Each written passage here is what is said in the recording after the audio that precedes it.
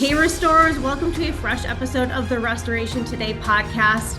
I am really excited today to help share and celebrate a milestone with Team Gutierrez. They are a SERVPRO that just won a big award at the SERVPRO convention, which I heard a lot of really good things about from a number of people in the industry and how amazing convention is and all the great things that you guys get to do and all the awards and everything. So I am super excited to be joined by Jorge and Michelle Gutierrez today with SERVPRO Team Gutierrez. Okay, this is going to be an off the topic question, but at what point did SERVPRO start doing like the Team Gutierrez? I know some of the big SERVPROs. Is that a newer thing or has it kind of always been like that team? No, it's Landing? definitely a newer thing. I would say in the Okay. last couple of years, Okay. it's really gained traction in the system. I And like it. It's yeah, kind of smart, and I see what some of the marketing that some of the other ones do, and it's fun and smart. And I'm like, yeah. Anyway, I like it. So, okay. Well, I want you guys to introduce yourselves, share a little bit of background about your business. So, George, I'm going to toss it over to, well, no, ladies first. I'm going to toss it to Michelle because she's kind of the legacy person here with being in the business. So, Michelle, go ahead and introduce yourself and share a little bit about the background of the company. Okay, so I'm Michelle Gutierrez. Thank you for having us. My dad, Eric Thompson, started this franchise 45 years ago. And so I was born into the business. Literally the same month that he bought the business, I was born. So I've literally grown up in the business, worked through high school, college, working in SERVPRO, going to these conventions, which is such a big part of the memories I have as growing up as a child. And my brother is also a franchise owner. He owns 4 franchises, California and Vegas. I have 2 uncles. One has since passed, but is taken on by his wife and my cousin. So I have a ton of family in the business. So SERVPRO is a family to me. And then I came on, I graduated from Towson University and I started in the business and since have been here for like 23 years and done everything from being in the office, doing marketing, being in the field. So I really have done it all. And now George and I are proud owners. Perfect. And team of the year. So you've come a long way. yeah. That is amazing. Okay, so George, go ahead and give some of your background and how you got into SERVPRO. Yeah, I've been here about 12 years. When Michelle and I got married, I really resisted joining the family business. So I was doing my own thing. I was a project manager for a large commercial electrical contracting company. And I really, was loved my job and was having a great time doing that and had no intention of joining, SERVPRO. But one day, about 12 years ago, her dad came to me and made me an offer I couldn't resist. And that was 12 years ago. And here I am, learned everything in the business as well. Brought my construction background to start the construction division at our franchise, which at the time we weren't doing. It all worked out great. Awesome. So how big is your franchise now? How many like employees do you have? We got about 70 employees right now. Yeah, that's quite a few. That's quite a few. So Michelle, what was your journey like kind of growing up in the company? Do you feel like that kind of shaped your leadership style since you literally grew up in restoration?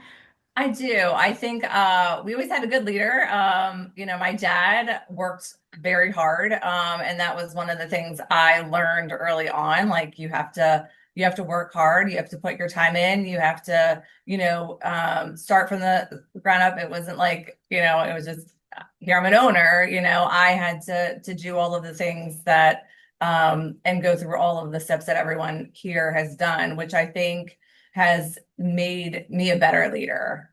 Being able to say, I've been in the field, so I understand it. I've taken the phone calls, so I understand when there's, hard customers on the phone and how to relate to them and to get through it and let them know we're going to take care of them. And then going out and marketing and hearing, will we use another company or we do, and then having to overcome that and prove to them that we are the best. So to use us. So I think, it started with my dad's leadership and everything, I learned from him and watched him as I was growing up.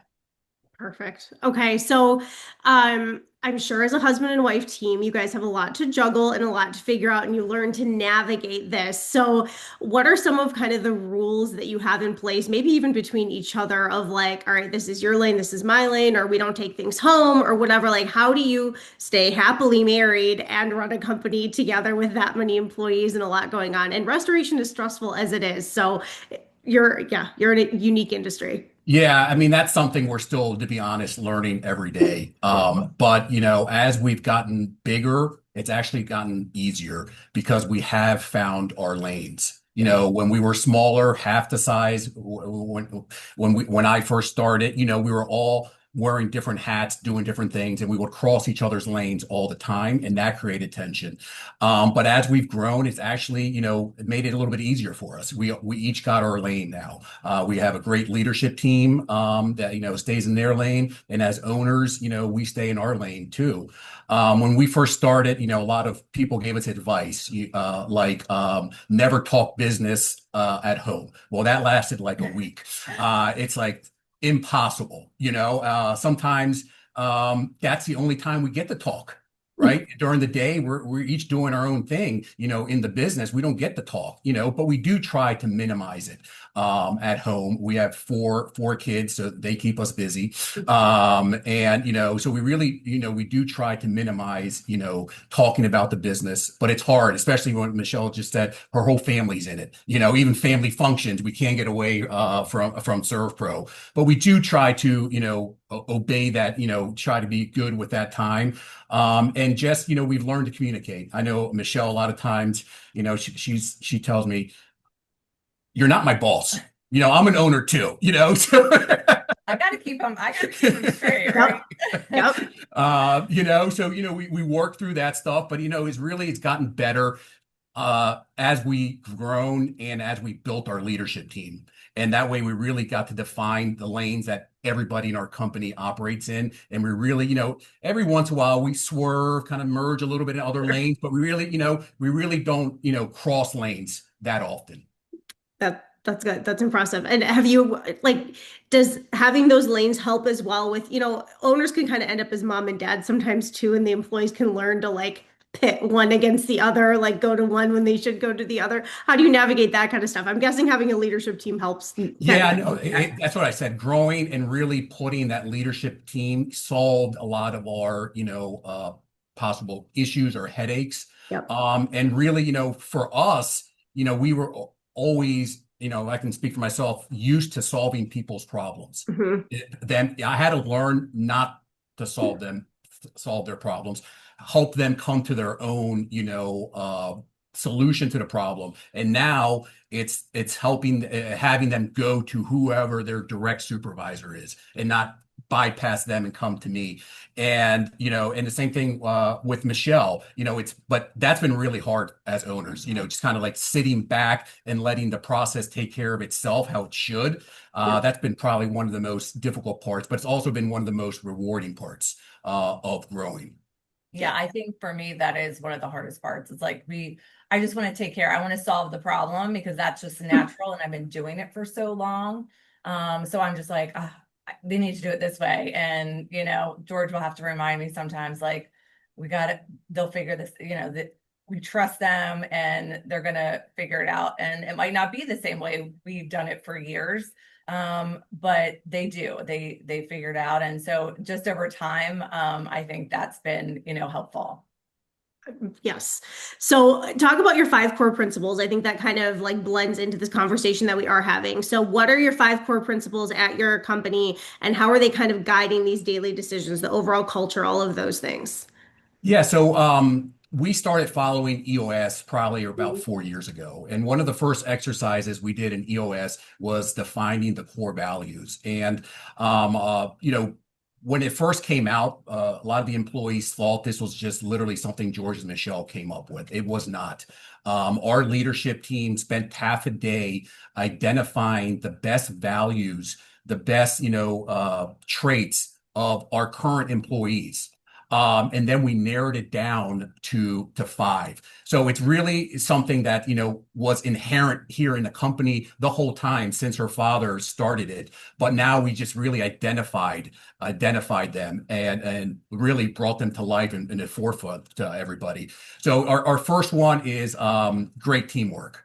So I'm a huge sports person, and I think sports have taught me so many life lessons that relate to that transfer to business as well.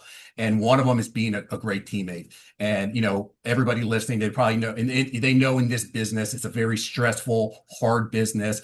All hands on deck. You need everybody, and to me, that's teamwork. You all got to be able to work together. You all got to be able to pick up for other people, especially during tough situations, cat situations. And it's all about working together. So that's our first one. And then the second one is effective communication. And we did just say communication. We said effective communication because, we believe most of the problems that we have day to day, unfortunately, a lot of times they're self-inflicted. It's because we didn't communicate properly. We didn't explain the process correctly to the customer. We didn't set the expectation with the customer. We didn't communicate effectively within the franchise with other teammates, whether that's a transfer from mitigation to reconstruction. So we really believe communication solves 99% of our problems day to day. And it's something that we continuously work on. And that's why it's such a staple of our core values, probably the most important one that we really preach every day. Then the next one is responsive and resourcefulness, right? We have to respond. People are calling us. We're literally first responders, right? And they're going through a stressful situation. Most customers have never gone through it before, and they want somebody out there now. So being able to be responsive and resourcefulness, and we added those two together because sometimes, especially, our dispatcher looks at the board and they're like, we don't have anybody. Yeah. We don't have anybody. But it's being resourceful and finding a way to respond to that customer because that's what they need. If you call 911, you call the fire department, they don't say, okay, we can be there tomorrow. They're out there. They find a way, and that's one of our mottos too, is find a way to get out there and respond. I think that's been an important trait of our success, and also celebrating every win. Again, this business is so stressful, and we're literally living in the whirlwind on the day-to-day basis. And, sometimes we forget to, celebrate the wins, be it big or small. So we really, we set aside the first Friday morning of every month to celebrate the wins of the team for that month. We identify the MVPs of that month. People that are voted by their peers of living each core value. We have 5 core values, so we have 5 MVPs. And actually, some months we might not have all 5 because somebody didn't meet the criteria of meeting all 5, and we only have 4 or we only have 3. So we really try to, to really instill the core values. These aren't just words that are on the wall, that everybody has. We really try to instill them and talk about them all the time. And that's one way we do them. And pride in our work. When we did this, kind of not survey, but kind of, exercise to come up with our core values, pride in our work was one that everybody on the leadership team had. That was one that everybody agreed on. And again, that was a complete testament to Michelle's dad and, the the values he instilled without even knowing he's instilling these values. That's what he did. And, we just, brought him to life, like we said, and put them on paper. So those are the 5 core values that we really, that's what we discuss when we hire you.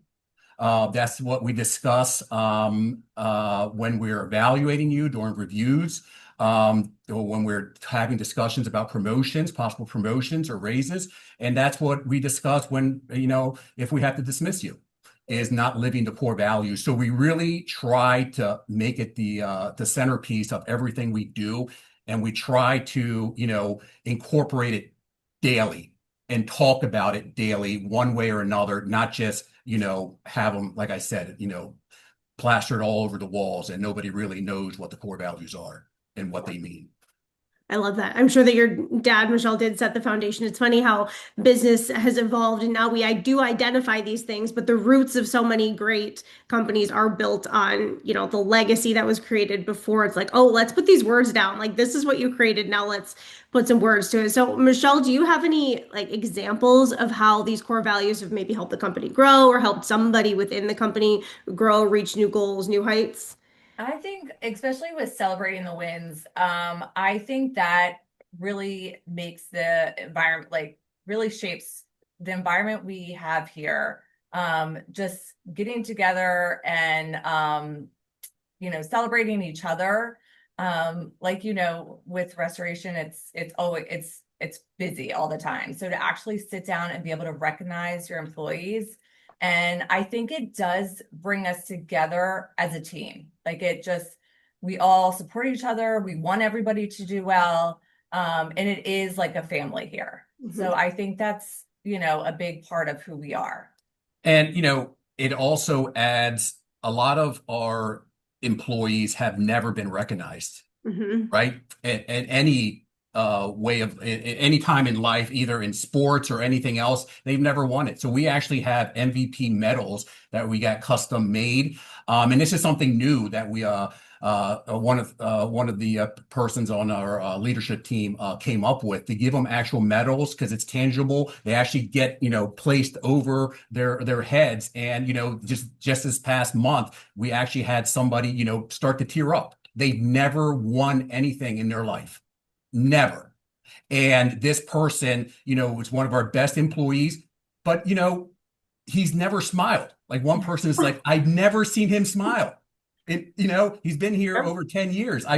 He's great. He's nice. He's just, he's kind of, shy, but I've never seen him smile. And this is the first time that anybody's ever seen him smile when he won this, the monthly MVP. So just like little things like that, some people might take for granted, but it really means a lot to people.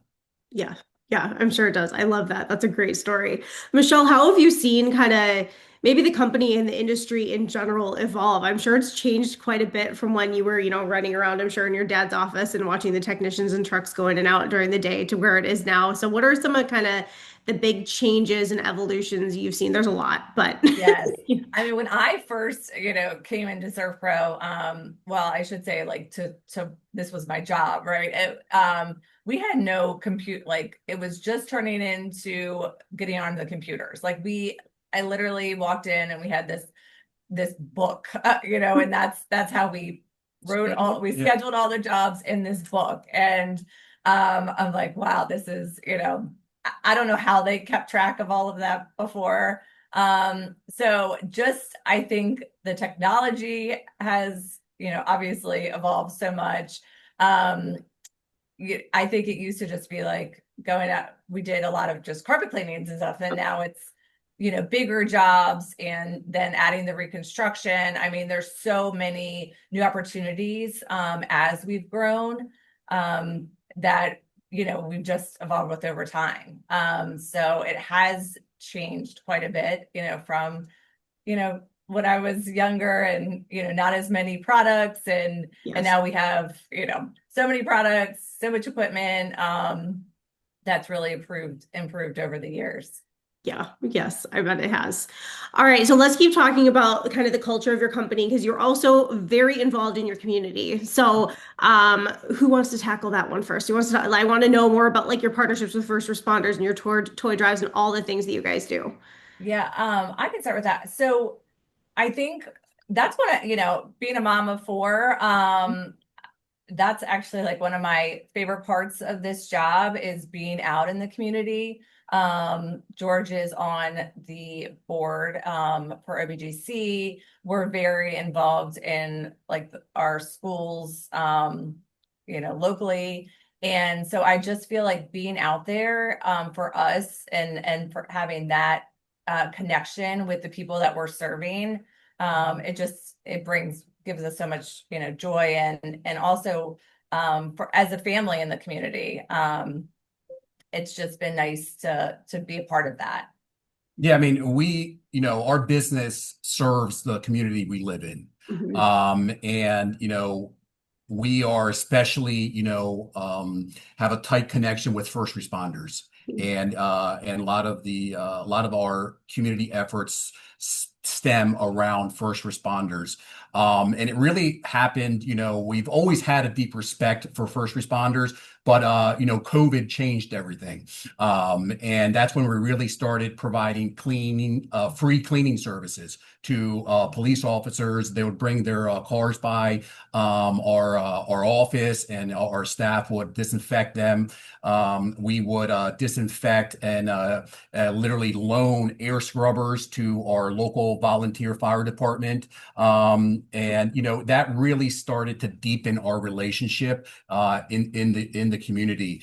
And we received so much thanks from the local first responders, because that was a tough time. And first responders had a tough time around that time, not only with COVID, but also with everything going on in the country around there. They really had a hard time, and they really were, and they still are so thankful for the efforts. And that's really, I always tell people that's the fun part of our job. Our job is very stressful, and just giving back to the community is the part that we really enjoy the best. And we also involve our employees on this. We do a yearly toy drive with a local police department that buses in, I think, over 30 buses of kids in for this huge toy drive. That the night before, our team goes over there and wraps gifts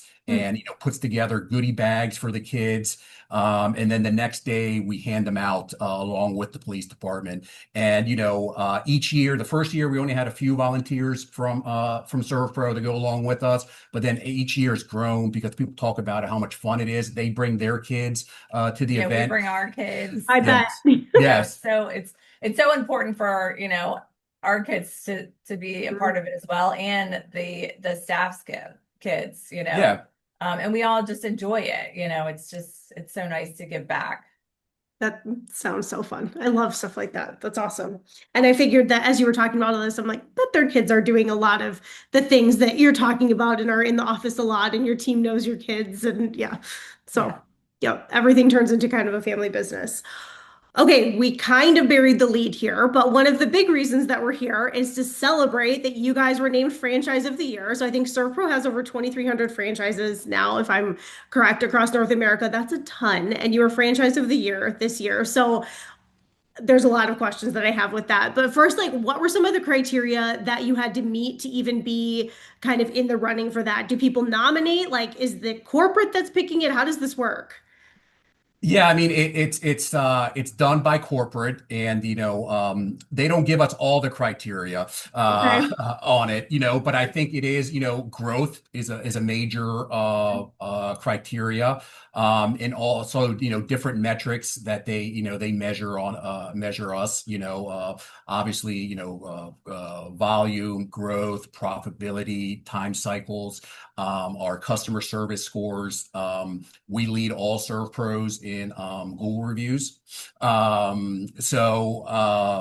think all that put together, and then from my understanding, the senior leadership team at SERVPRO, decides who the winner is on it, and for us, it was just like shocking. We've been here 45 years, as a company, and we've never received that before. And to receive it now is just a testament to, what her father has, started, and we continued on and built upon. And it's just the work our crews do. At the end of the day, it's them that, that earned this award. Were you guys surprised? Did you know it was coming? So it's funny. I did get a kind of heads up. Well, they said we were one of the nominees, or one of the finalists, I should say. And I'll never forget the phone call. I was heading out of town with two of my younger kids, and I see a call from corporate, and I was like, oh no, like yeah, a good one. And so I'm like, okay, guys, like everyone quiet, and I was like, this is a work call, so I gotta. And so I was literally, I talked to them, and they explained to me that we were in the finalists, and it was I was so surprised, and I started crying.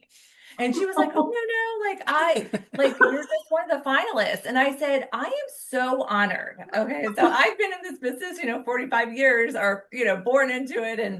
And I said, I was just filled with emotion. Like, I couldn't believe that, after all this time, and watching my dad's hard work, and watching our hard work and our team's hard work, and to just have being a finalist, really, it was so nice. And I remember my kids being like, are you okay? And they were the first to find out, and it was like, we can't say anything. And so it was a really cool moment, to find that out. And in just such an honor, right? Out of all the wonderful franchises that we know and love, and SERVPRO is such a family to us. So just having that recognition was huge.